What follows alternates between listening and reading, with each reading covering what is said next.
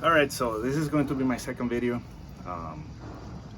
I've been doing a lot of work off camera that you haven't seen because it's kind of lame. Um, I detached and repainted the subframe on the motorcycle. Made a big difference. It was really, in bad shape. It was rusty, so I fixed that. I also fixed the clutch. Apparently the bike had been dropped and the clutch handle had been broken. So the whole clutch assembly I replaced, as well as fixing the switches, making sure everything was wired correctly. What else have I done? So yeah, I'm gonna move on to installing the rear transmission seal where the drive shaft goes. I'm also going to install the clutch slave. All right, so I'm going to replace the rear seal in the transmission. Notice it was a little leaky, so we're gonna take the opportunity to took off the subframe, so it's much easier to work on this. What I'm gonna do is use a puller, pop it out of there, and put the new one in.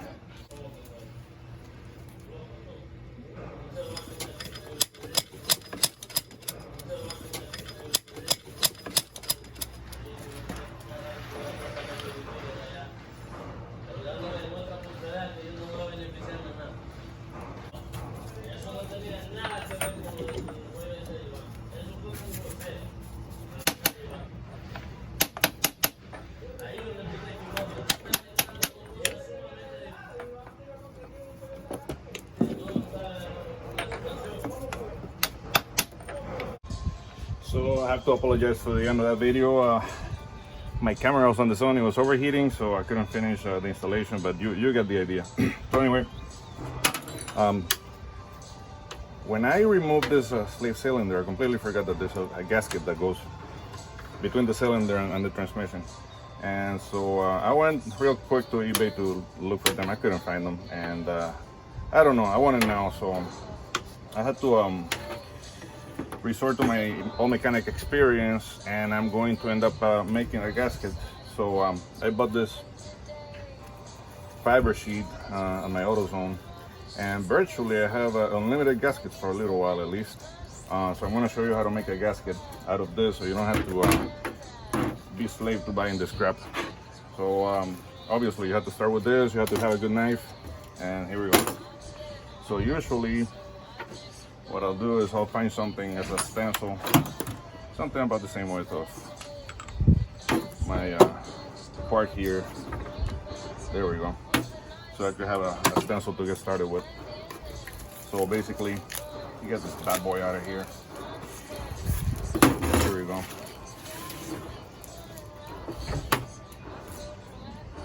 Oh, nice, perfect. There we go.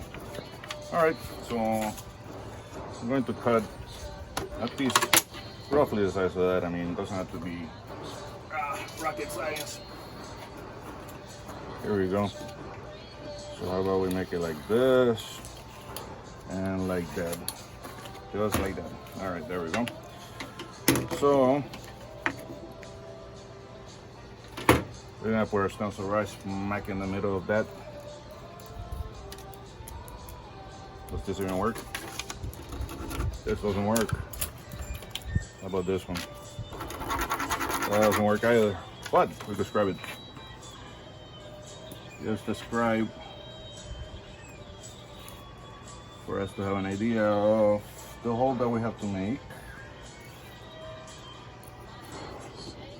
Boom. That easy, fellas. There's no science to this.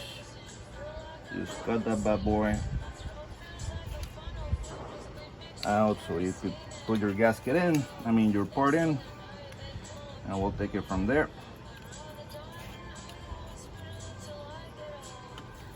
Obviously there's a gasket making kits out there that you could get, but for your average mechanic that does this once in a while, who gives a crap?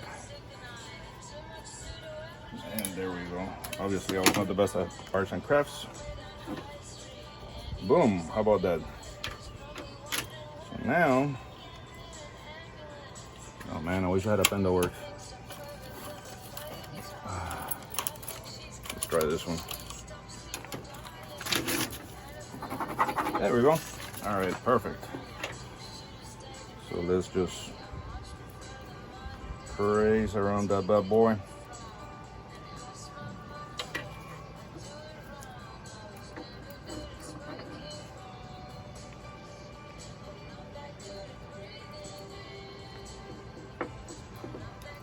As well as your holes.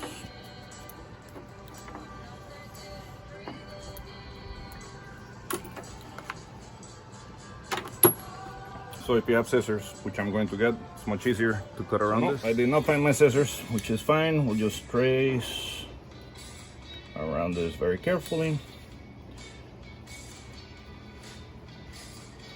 Now the outside edges are not that important, really.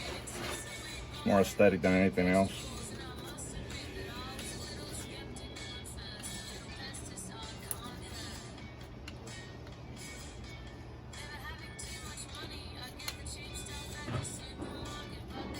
Just make sure you have some gasket material around the edges so you don't have a leak. But soon we'll have this OEM BMW part ready to go.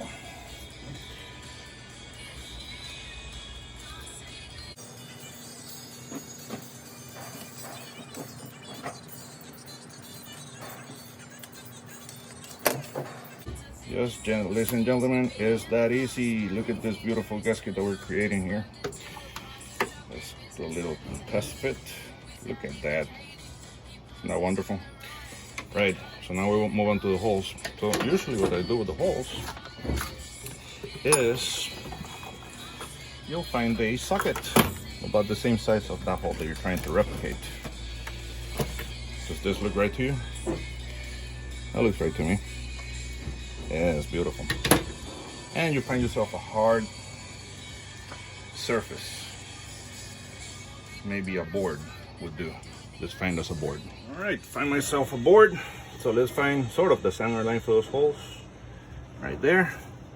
And just hit it with a hammer. Hit it good. Ooh, what do you have that? How about that, eh? Beautiful hole.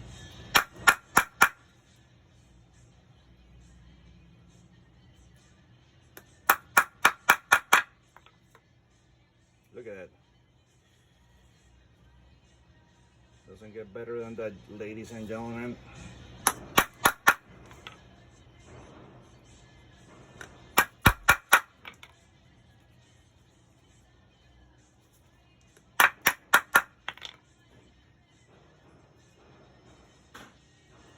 And there we go.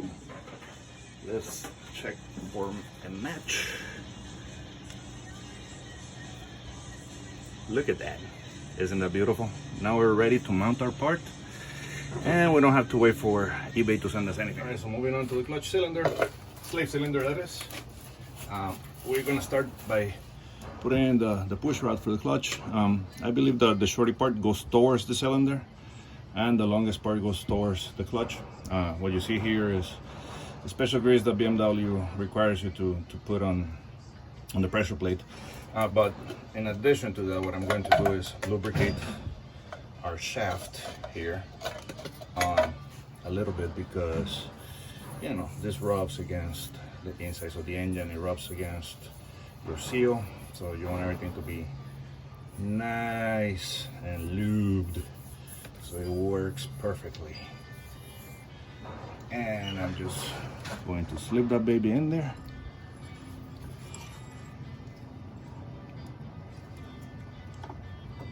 Perfect. And now we're gonna put a brand new gasket in here, and our cylinder. What I'll do is, usually what I do is I coat it with a little bit of silicone, just in case. You know, I use a black RTV gasket maker. I don't use that orange crap. It's horrible. It spills over, and you can see where the gasket material is. It's just nasty. So I use this one because it's nice and neat, and I give it just a little tiny coat, just a little tiny coat, just a little tiny coat. So it's a little wet when we put it in there. It's a little sticky, so it doesn't fall out. Both sides. just a little bit. We're not trying to seal anything. It's just a little bit of insurance that we're not gonna have a leak. Very, very tiny amount. And in she goes. I'm telling you, this is perfect. Perfect. Right, so this has, it has your bleed hose that goes towards the top. I don't remember how it's routed. Crap, I think it's down through here. Nope, down through here.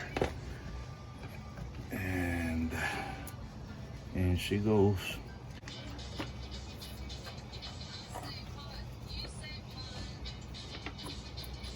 There we go.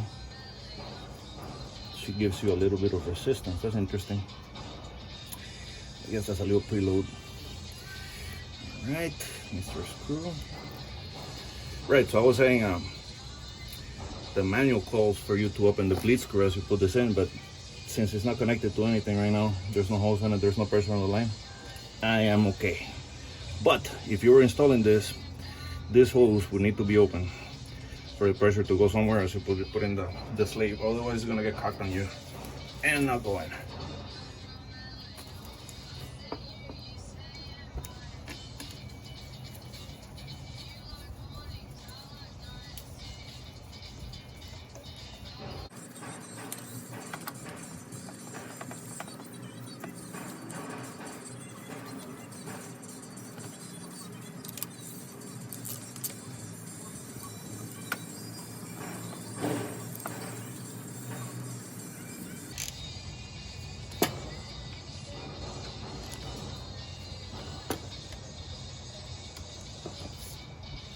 Boom! Alright, so I didn't go through the whole process of connecting the clutch master to the clutch slave with the hose. I mean, that's pretty lame. You know how to do it. You know, no big deal. But let's bleed it. So I filled it up to the top over here in the master. And now we're going to undo the bleeder screw, which is attached to this hose here. I still don't remember where it goes. But whatever, I'll figure it out. Anyway, so I'm going to undo that screw and attach my vacuum pump if I could find it so we could bleed it. We're gonna crack it open. There we go. My vacuum pump is a piece of crap. I think I used this last maybe 15 years ago, and there's no way I'm buying another one. I'd rather borrow from the auto parts store. But this one, believe it or not, still works. And check your master cylinder. Don't let it go dry. Let me switch the camera and you'll see. So for every pump on the vacuum pump, you will see that the level starts to come down in the master cylinder. And that's how you know it's working. Now I'm gonna pump it by hand and finish bleeding it just in case. I like it to be real tight and nice, no air in there. So just a few pumps to get the pressure up. What I'm doing is tying it down and then coming down here and pointing towards my container, cracking the valve open, letting it bleed into it, and closing it again by hand. And I've done that maybe 2 times before this. I'll do one more time or 2, and I should be done.